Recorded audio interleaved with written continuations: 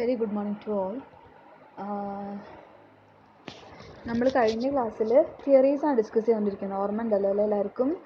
എന്തൊക്കെയായിരുന്നു ഡിസ്കസ് ചെയ്തിട്ടുണ്ടായിരുന്നത്? Theories of corporate ഗവർണൻസിൽ നമ്മൾ ഏതൊക്കെ പറഞ്ഞു? ഏജൻസി തിയറി പറഞ്ഞു, ദെൻ സ്റ്റിവാർഡ്ഷിപ്പ് തിയറി പറഞ്ഞു, സ്റ്റേക്ക് ഹോൾഡേഴ്സ് തിയറി പറഞ്ഞു.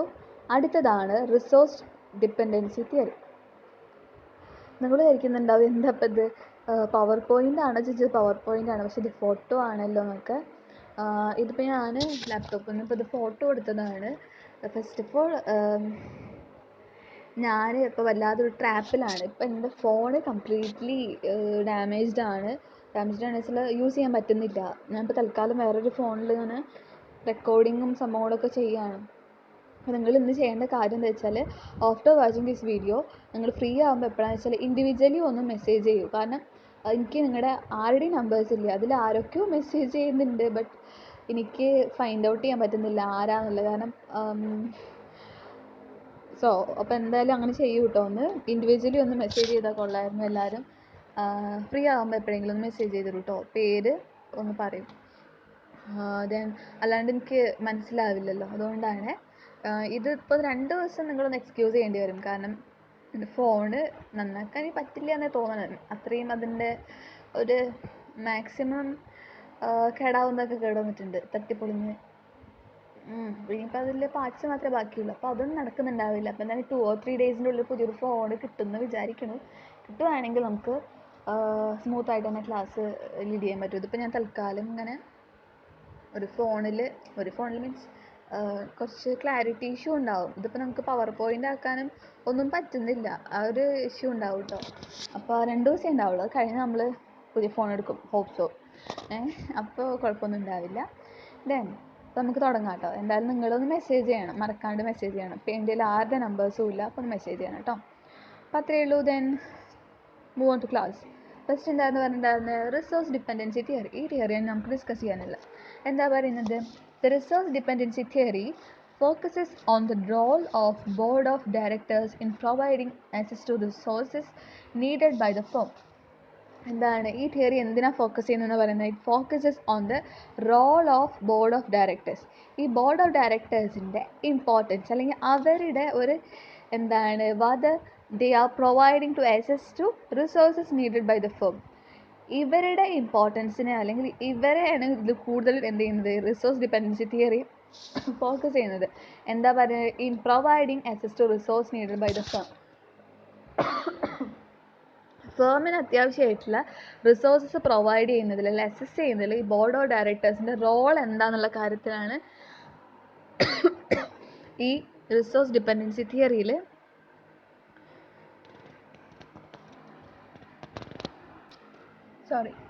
അപ്പോൾ നമ്മളെന്താ പറഞ്ഞിട്ടുണ്ടായിരുന്നത്? ഈ ബോർഡ് ഓഫ് ഡയറക്ടേഴ്സിന് നമ്മുടെ ഓർഗനൈസേഷനിലേക്കുള്ള റിസോഴ്സ് പ്രൊവൈഡ് ചെയ്യുന്നതിൽ എത്രത്തോളം അവരുടെ റോൾ ഉണ്ട് എന്നുള്ള കാര്യമാണ് എന്ത് റിസോഴ്സ് ഡിപ്പെൻഡൻസി തിയറി ഫോക്കസ് ചെയ്യുന്നത്. Then it states that the directors play an important role in providing or securing essential resources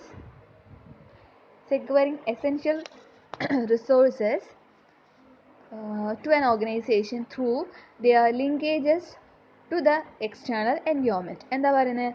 It states that ഡയറക്ടേഴ്സിൻ്റെ റോളാണ്. Directors play an important role play ചെയ്യുന്നത് എന്തിനു വേണ്ടിയിട്ടാണ്? To providing or securing essential resources. ഒന്നെങ്കിൽ ഈ resources provide ചെയ്യുക അല്ലെങ്കിൽ resources secure ചെയ്യാൻ വേണ്ടിയിട്ട് ഈ ഡയറക്ടേഴ്സ് ഒരു ഇമ്പോർട്ടൻറ്റ് റോൾ പ്ലേ ചെയ്യുന്നുണ്ട്.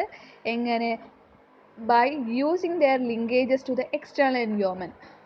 പുറത്തുള്ള, അതായത് ആ എക്സ്റ്റേണൽ എൻവയോൺമെൻ്റ് എന്ന് എന്താ ഉദ്ദേശിക്കുന്നത്? നമ്മുടെ ഓർഗനൈസേഷന് പുറത്തുള്ള എൻവയോൺമെൻറ്റ്. ബിക്കോസ് എന്തൊക്കെ സപ്ലയേഴ്സ് വരാം, ക്രെഡിറ്റേഴ്സ് വരാം, അങ്ങനെ ഒരുപാട് സംഭവങ്ങളില്ലേ. അപ്പോൾ ഇവരായിട്ടുള്ള ലിങ്കേജസ് യൂസ് ചെയ്തിട്ട് ഈ ഡയറക്ടേഴ്സ് ഒരു ഇമ്പോർട്ടൻറ്റ് റോൾ തന്നെ ചെയ്യുന്നുണ്ട്. എന്തിൽ? For accessing resources. ക്ലിയർ ആണല്ലോ? The provision of resources enhances the organisational functioning. നമ്മുടെ റിസോഴ്സസിൻ്റെ ശേഖരിച്ച് വെക്കില്ലേ, അങ്ങനെ നമ്മൾ മാറ്റി വെക്കുന്ന ഈ റിസോഴ്സസ് ആണ് ആക്ച്വലി ഒരു ഓർഗനൈസേഷൻ്റെ ഫങ്ഷനിങ്ങിനെ എൻഹാൻസ് ചെയ്യുന്നത്. The firm's performance and its survival. ഫേമിൻ്റെ പെർഫോമൻസും അതിൻ്റെ സർവൈവലിനെയും ഓർഗനൈസേഷണൽ ഫങ്ഷനിങ്ങിനെയൊക്കെ എൻഹാൻസ് ചെയ്യുന്നത് ഈ പ്രൊവിഷൻ ഓഫ് റിസോഴ്സസ് ആണ്. നമ്മൾ മാറ്റി വയ്ക്കുന്ന നമ്മുടെ റിസോഴ്സസ് ആണ്. ദെൻ എന്താ നമ്മൾ അടുത്ത പറയാനുള്ളത്? The directors bring resources to the firm such as information, skill, access to key constituents such as supplier, buyers and public policy makers, social groups as well as legitimacy. Directors can be classified into 4 categories of insiders, business experts, support specialists and community influentials. എന്താ പറഞ്ഞത്? Directors can bring resources to the firm. നമ്മൾ പറഞ്ഞു ഡയറക്ടേഴ്സിന് important role ഉണ്ട് നമ്മുടെ ഓർഗനൈസേഷനിൽ resource assess ചെയ്യാൻ വേണ്ടിയിട്ടെന്ന് പറഞ്ഞു. ഇവരെന്തൊക്കെ റിസോഴ്സസാണ് കൊണ്ടുവരിക? ഇറ്റ് ക്യാൻ ബി ഇൻഫർമേഷൻ, സ്കില്ലാവാം, പിന്നെന്തായിരിക്കാം, key constituents such as suppliers ആവാം, ബയേഴ്സ് ആവാം, പബ്ലിക് പോളിസി മേക്കേഴ്സ് ആവാം, സോഷ്യൽ ഗ്രൂപ്പ്സ് ആയിരിക്കാം, ആസ് വെൽ ആസ് ലെജിറ്റിമസി ആയിരിക്കാം. ഇത്രയും കാര്യങ്ങൾ can be provided by the director to the organization. Clear ആണല്ലോ? Then directors can be classified into four categories of insiders. That is business experts ആവാം, support specialist ആവാം, community ഇൻഫ്ലുവൻഷ്യൽസ് ആയിരിക്കാം, insiders ആയിരിക്കാം. Insiders ആയിരിക്കും ആ പേരും തന്നെ വിതിൻ ദ ഫേമിൻ്റെ ഉള്ളിൽ ഉണ്ടാകുന്ന കാര്യങ്ങളെക്കുറിച്ചൊക്കെ ഒരു അവലോകനം നടത്തുന്ന ആൾ. ദെൻ ബിസിനസ് എക്സ്പേർട്സ് ആവും, മേ ബി അവരുടെ ഒരു ഡയറക്ടർ എന്തായിരിക്കാം, മേ ബി ഈ ഒരു ഡയറക്ടർ ബിസിനസ്സിൽ കൂടുതൽ ഫോക്കസ് ചെയ്യുന്ന ആളായിരിക്കാം. ദെൻ സപ്പോർട്ട് സ്പെഷ്യലിസ്റ്റ് ആയിരിക്കും, ചിലപ്പം നമുക്ക് സപ്ലൈയിൽ എന്തെങ്കിലും ഇഷ്യൂസ് അല്ലെങ്കിൽ നമ്മുടെ ക്രെഡിറ്റ് കിട്ടാൻ വേണ്ടി എന്തെങ്കിലും ഇഷ്യൂസ്, അപ്പോൾ ഇയാൾ എന്ത് ചെയ്യും, ഈ ഒരു ഡയറക്ടർ ഈ ഒരു സപ്പോർട്ട് ഫെസിലിറ്റി എല്ലാ സ്പെഷ്യലിസ്റ്റ് സപ്പോർട്ടുകളും പ്രൊവൈഡ് ചെയ്യുന്നത് ഈ സപ്പോർട്ട് സ്പെഷ്യലിസ്റ്റ് ആയിരിക്കാം. ദെൻ കമ്മ്യൂണിറ്റി ഇൻഫ്ലുവൻഷ്യൽസ്, നമ്മുടെ സൊസൈറ്റീനെ ഇൻഫ്ലുവൻസ് ചെയ്യുന്ന ഡയറക്ടേഴ്സും ഉണ്ടാവും. ഡയറക്ടേഴ്സ് ക്യാൻ ബി 4 ഏതൊക്കെ? Insiders, business experts, support specialist and community influentials. ഇത്രയും ആൾക്കാരാണ് ആയിരിക്കാം എന്നാണ് പറയുന്നത്. സിംപ്ലി ഇത്രയുള്ളൂ തിയറി. റിസോഴ്സ് ഡിപ്പെൻഡൻസി തിയറിയിൽ പറയുന്നത് it focuses on the role of board of directors in providing access to resources needed by the firm. ഫേമിന് ആവശ്യമായിട്ടുള്ള റിസോഴ്സസ് പ്രൊവൈഡ് ചെയ്യുന്നതിൽ ബോർഡ് ഓഫ് ഡയറക്ടേഴ്സിൻ്റെ റോളിനെ സ്റ്റഡി ചെയ്യുക, അല്ലെങ്കിൽ ആ തിയറി അതിനെ ഫോക്കസ് ചെയ്യുന്ന തിയറിയാണ് റിസോഴ്സ് ഡിപ്പെൻഡൻസി തിയറി. ഈ ഒരു തിയറിയിൽ പറയുന്നത് എന്താ വെച്ചാൽ ഡയറക്ടേഴ്സിന് ഇമ്പോർട്ടൻറ്റ് റോൾ ഉണ്ട്. ഒരു ഓർഗനൈസേഷനിലേക്ക് ഡിഫറെൻറ്റ് റിസോഴ്സസ് കൊണ്ടുവരുന്നതിലും കെപ്റ്റ് ചെയ്യുന്നതിൽ ഇമ്പോർട്ടൻറ്റ് റോൾ ഉണ്ട്. They are providing information skill, access to key constituents like suppliers, buyers, key access to public policy makers, social groups, etc. ഇത്രയും കാര്യങ്ങളാണ് പറയണത്. ഇനി എന്തെങ്കിലും ടെക്സ്റ്റിലുള്ള കാര്യങ്ങളൊന്ന് വായിച്ചു നോക്കാം. ദെൻ അടുത്തതാണ് transaction cost theory. Transaction cost theory state that അടുത്തതാണ് ട്രാൻസാക്ഷൻ കോസ്റ്റ് തിയറി. ഇത് ലാസ്റ്റ് തിയറി ആട്ടോ. ഈ തിയറിയും കൂടെ പറഞ്ഞാൽ നമ്മൾ ടോട്ടൽ തിയറീസ് തീരും. അടുത്ത പിന്നെ നമുക്ക് മോഡൽസാണ് ഡിസ്കസ് ചെയ്യാനുള്ളത്.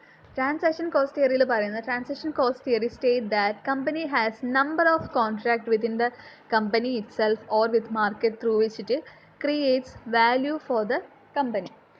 ഒരു കമ്പനിക്ക് എന്തുണ്ടാവാം, കോൺട്രാക്ട്സ് ഉണ്ടാവാം within the company itself or with market through which it create value for the company. കമ്പനീൻ്റെ ഉള്ളിൽ ഒരുപാട് കോൺട്രാക്ട്സ് ഉണ്ടായിരിക്കാം, വിത്ത് നമ്മുടെ എംപ്ലോയീസായിട്ട് കോൺട്രാക്റ്റ് ഉണ്ടാവും. അതുപോലെ നമ്മൾ കമ്പനീൻ്റെ ഉള്ളിൽ ഒരുപാട് കോൺട്രാക്റ്റ് ഉണ്ടാവും. At the same time external to the company ഒരുപാട് കോൺട്രാക്റ്റ് ഉണ്ടാവും. There is cost associated with each contract. ഓരോ കോൺട്രാക്റ്റിന് മുകളിലും കോസ്റ്റ് ഉണ്ട്. എക്സ്റ്റേണൽ പാർട്ടി ആണെങ്കിൽ കേട്ടോ, there is cost associated with each contract with external party. Such cost is called transaction cost. ഇങ്ങനെ agreement form ചെയ്യുമ്പോൾ എക്സ്റ്റേണൽ പാർട്ടീസായിട്ട് കോൺട്രാക്ട് ഫോം ചെയ്യുമ്പോൾ അവിടെ എക്സ്പെൻസ് വരുന്നുണ്ട്, ഒരു കോസ്റ്റ് ഉണ്ടാവുന്നുണ്ട്. ഈ ഒരു കോസ്റ്റിന് നമ്മൾ എന്താ പറയുക, ട്രാൻസാക്ഷൻ കോസ്റ്റ് എന്ന് പറയുന്നത്. If transaction cost of using the market is higher the company would undertake that transaction itself. എന്താ പറയുന്നത്, transaction cost of using the market is higher. ആ ഒരു മാർക്കറ്റ് യൂസ് ചെയ്യാൻ വേണ്ടിയിട്ട് ട്രാൻസാക്ഷൻ കോസ്റ്റ് നമ്മൾ spend ചെയ്തേക്കുന്നത് ഹൈ ആണെങ്കിൽ the company would undertake the transaction itself. എന്ത് ചെയ്യും, കമ്പനി ഒറ്റയ്ക്ക് തന്നെ ഈ ട്രാൻസാക്ഷൻ കണ്ടക്ട് ചെയ്യും.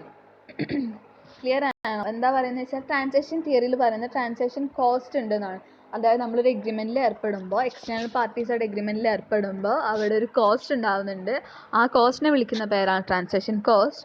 ഈ ട്രാൻസാക്ഷൻ കോസ്റ്റ് എന്ന് പറയുന്നത്, ഈ ട്രാൻസാക്ഷൻ കോസ്റ്റിൽ തന്നെ ഇൻ കേസ് ഹയർ ആണ് ഇവർക്ക് ഉണ്ടാകുന്ന ഈ കോസ്റ്റ്, എന്താ പറയുന്നത്, if the transaction cost of using the market is higher, the company would undertake that transaction itself. Then അടുത്ത ഒരു തിയറിയും കൂടെ ഉണ്ട്. സോറി, ഞാൻ അത് വിട്ടുപോയതാട്ടോ. അടുത്തൊരു തിയറിയും കൂടെ പറയുന്നുണ്ട്.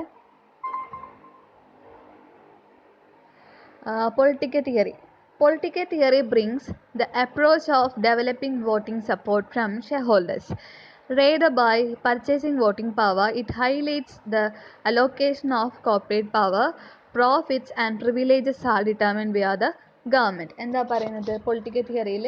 It brings the approach of developing voting support. ഒരു വോട്ടിംഗ് സപ്പോർട്ട് ഡെവലപ്പ് ചെയ്യുക ഫ്രം ഷെയർ ഹോൾഡേഴ്സിൽ നിന്നും ഒരു വോട്ടിംഗ് സപ്പോർട്ട് ജനറേറ്റ് ചെയ്യുക. അതിന് വേണ്ടിയിട്ടുള്ളൊരു അപ്രോച്ചാണ് ഈ പൊളിറ്റിക്കൽ തിയറി.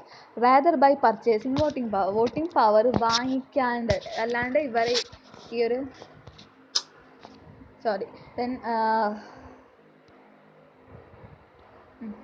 വോട്ടിംഗ് പവർ നമ്മൾ വാങ്ങിക്കാണ്ട് തന്നെ ഇവരെ ഇൻഫ്ലുവൻസ് ചെയ്തിട്ട്, ഷെയർ ഹോൾഡേഴ്സിനെ ഇൻഫ്ലുവൻസ് ചെയ്തിട്ട് എന്ത് ചെയ്യാം, ഇവരുടെ ഇടയിൽ, ഈ ഷെയർ ഹോൾഡേഴ്സിൻ്റെ ഇടയിൽ ഒരു നല്ല ഇമ്പാക്റ്റ് ക്രിയേറ്റ് ചെയ്യാം. It highlights the allocation of corporate power, profit and privileges are determined.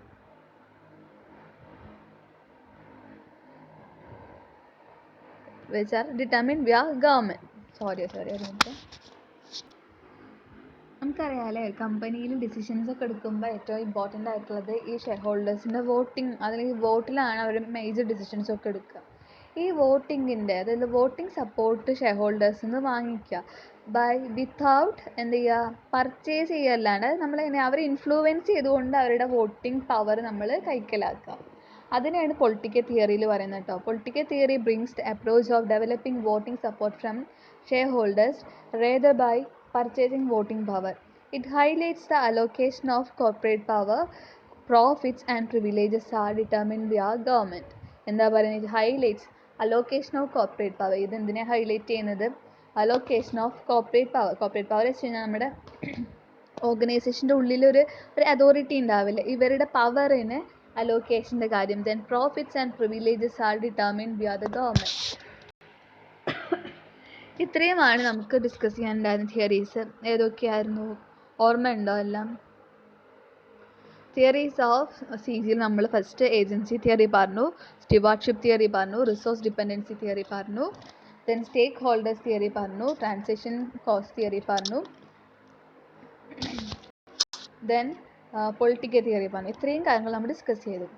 അടുത്ത നമുക്ക് നോക്കാനുള്ളത് മോഡൽസ് ഓഫ് കോർപ്പറേറ്റ് ഗവർണൻസ് ആണ്. അതിൽ കനേഡിയൻ മോഡൽസ് ഉണ്ട്, കനേഡിയൻ മോഡൽസ് ഉണ്ട്, UK and American model, German model, Italian model, France model, Japanese model, Indian model. ഇത്രയും കാര്യങ്ങളാണ് നമുക്കിനി അടുത്ത് നോക്കാനുള്ള കേട്ടോ, മോഡൽസ് ഓഫ് CG. അപ്പോൾ നമ്മൾ തിയറീസ് കഴിഞ്ഞ് ഇത്രയും തിയറീസ് ഒന്ന് വായിച്ച് നോക്കുക. എന്തെങ്കിലും ഡൗട്ട്സ് ഉണ്ടെങ്കിൽ ചോദിക്കുക. പിന്നെ നിങ്ങൾ മറക്കാണ്ട് നിങ്ങളുടെ പേരൊന്ന് എനിക്ക് വാട്സാപ്പ് ചെയ്ത് തരണം കേട്ടോ, ഇൻഡിവിജ്വലി. And thank you.